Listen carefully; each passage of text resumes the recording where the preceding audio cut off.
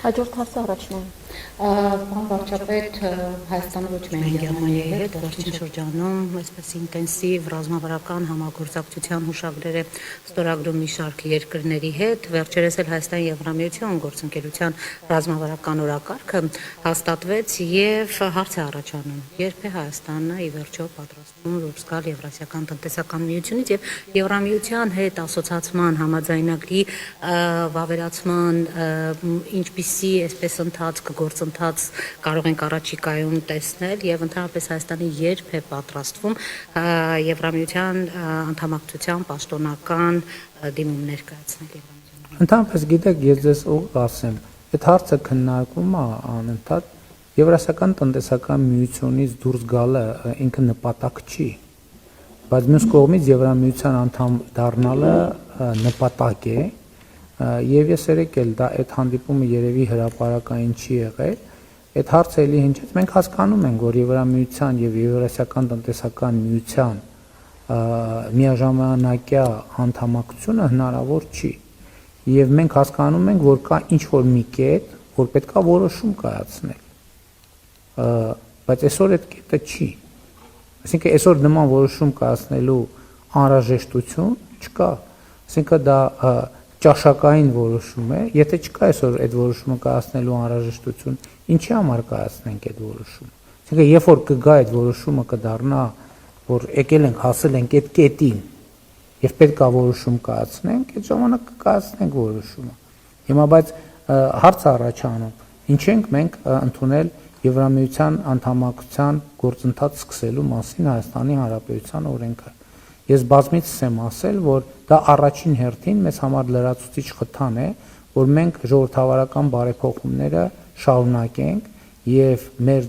լրացուցիչ խթան ունենանք բոլոր ոլորտներում Եվրամիության ստանդարտներին համապատասխանեցնելու, որովհետեւ ինչ է նշանակում լինել Եվրամիության անդամ պետություն։ Դա նշանակում է առաջին հերթին բոլոր ոլորտներում, սկսած մարդու իրավունքներ, անկախ դատական համակարգ, տնտեսություն, քաղաքական ստանդարտներ, սննդի անվտանգության ստանդարտ եւ այլն, համապատասխանել Եվրամիության չափանիշներին։ Այսինքն, քանի դեռ մենք օբյեկտիվորեն այդ չափանիշներին չենք համապատասխանում, մենք չենք կարող Եվրամիության անդամ դառնալ։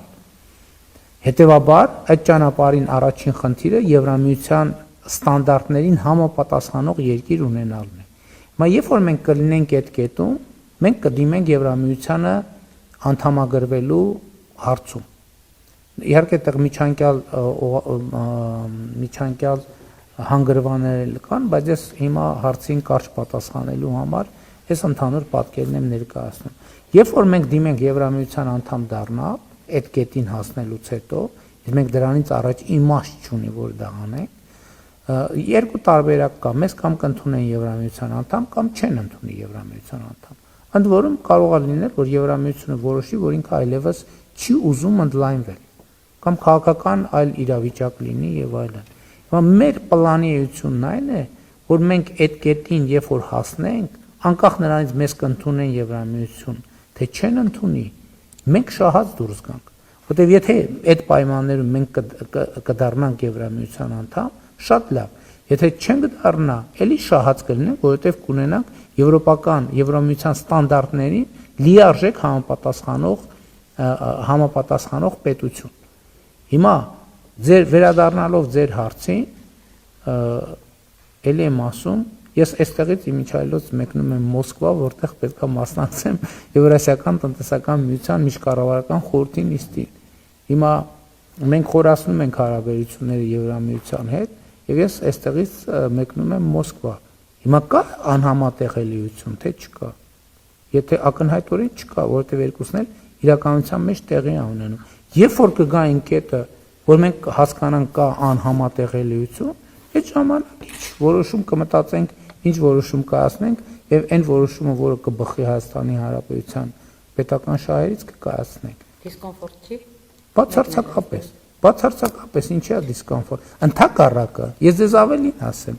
ընդհակառակը, դա երբ որ մենք ասում ենք, տեսեք, շատ հետաքրքիր բաներ են տեղի ունենում Հայաստանում, երբ որ մենք ասում ենք բալանսավորված եւ բալանսավորման արտաքին քաղաքականություն, որտեղ ասում են դա անհնար է։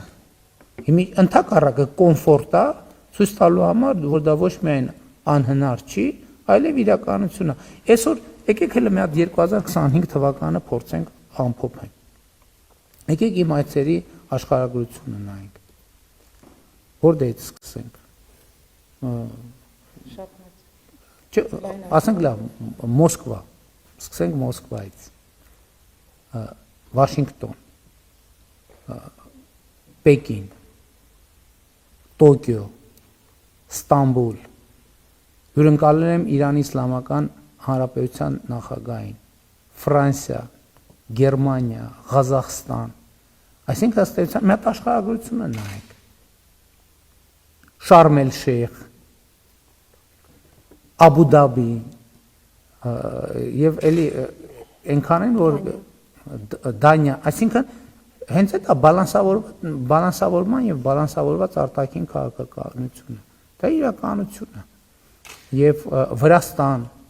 որ այդ թվում տարածաշրջանացման քաղաքականությունը 2021 թվականի կառավարության ծրագրում, որի մասին շատ խոսում են, հատուկ բաժին կա տարածաշրջանացում։ Ես այս տարի մեր հարևան բոլոր երկրների ղեկավարների հետ ունեցել եմ հանդիպումներ եւ շփումներ։